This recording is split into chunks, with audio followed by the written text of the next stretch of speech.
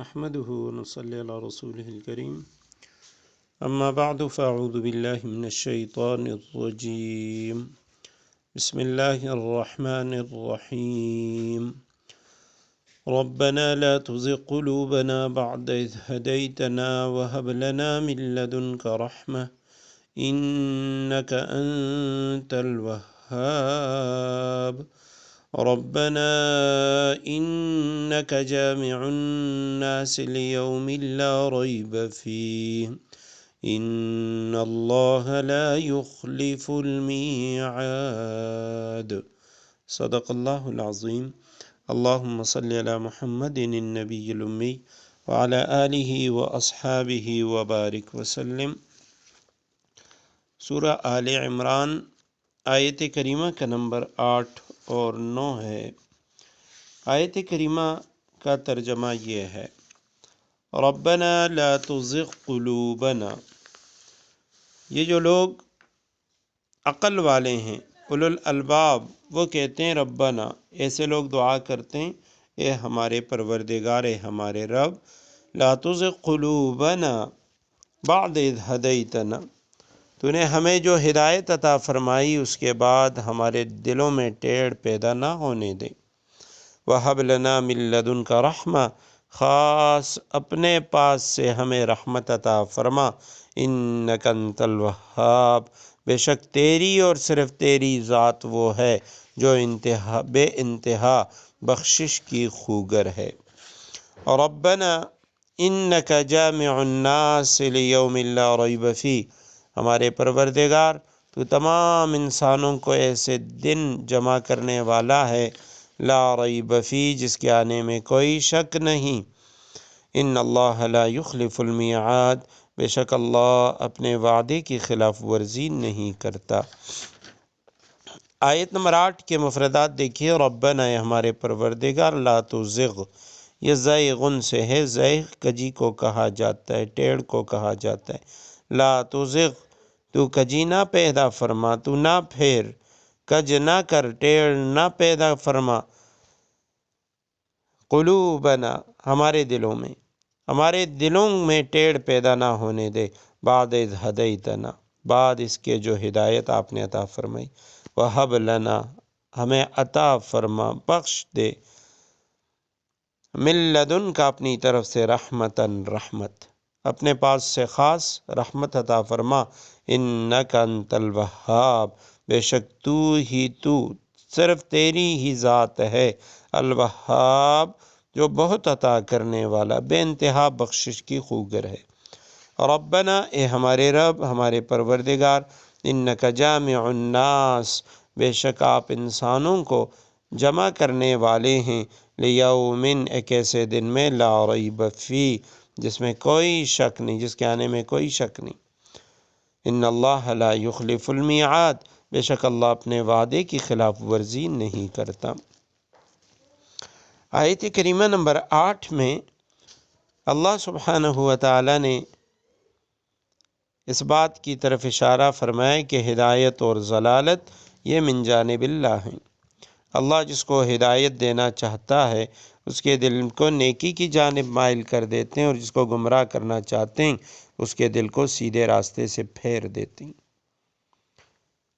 حدیث مبارکہ میں ہے، نبی کریم صلی اللہ علیہ وسلم نے فرمایا، کوئی دل ایسا نہیں جو اللہ تعالیٰ کی انگلیوں میں سے 2 انگلیوں کے درمیان نہ ہو۔ وہ جب تک چاہتے ہیں اس کو حق پر قائم رکھتے ہیں، اور جب چاہتے ہیں اس کو حق سے پھیر دیتے ہیں۔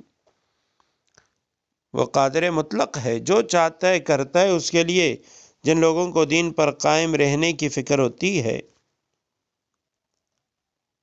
تو وہ ہمیشہ اپنے اللہ سے استقامت کی دعا مانگتے ہیں، اللہ سے ہدایت کی دعا مانگتے ہیں۔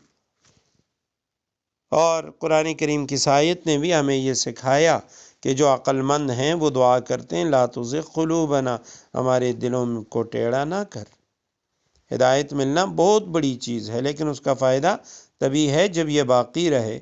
اگر ساری زندگی کوئی ہدایت پر رہے اور مرتے وقت ہدایت چھن جائے، ایسی ہدایت کا کوئی فائدہ نہیں۔ سہل بن سعد رضی اللہ تعالیٰ عنہ کی روایت ہے، بخاری میں نبی کریم صلی اللہ علیہ وسلم نے فرمایا انما الاعمال بالخواتیم، اعمال کا دار و مدار خاتمے پر ہے۔ اس لیے بڑے سے بڑا مومن بھی اپنے خاتمے کے بارے میں خوف کرتا رہے، لمحہ بھر کے لیے بھی برے خاتمے سے بے خوف نہ ہو۔ نبی کریم صلی اللہ علیہ وسلم ہمیشہ استقامت کی دعا مانگا کرتے تھے۔ ایک حدیث میں ہے یا مقلب القلوب ثبت قلوبنا علی دینک، یہ پڑھا کرتے تھے دلوں کے پھیرنے والے ہمارے دلوں کو اپنے دین پر قائم رکھ۔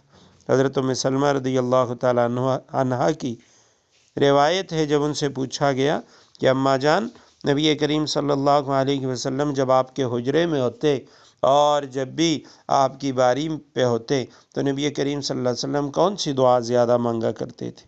حضرت ام سلمہ رضی اللہ تعالیٰ عنہ نے فرمایا کہ نبی کریم صلی اللہ علیہ وسلم جب بھی میرے حجرے میں ہوتے ہمیشہ مسلسل میں نے ان کی زبان مبارکہ سے یہ دعا سنی، اللہم یا مصرف القلوب صرف قلوبنا علی طاعتک، یا مقلب القلوب ثبت قلوبنا علی دینک۔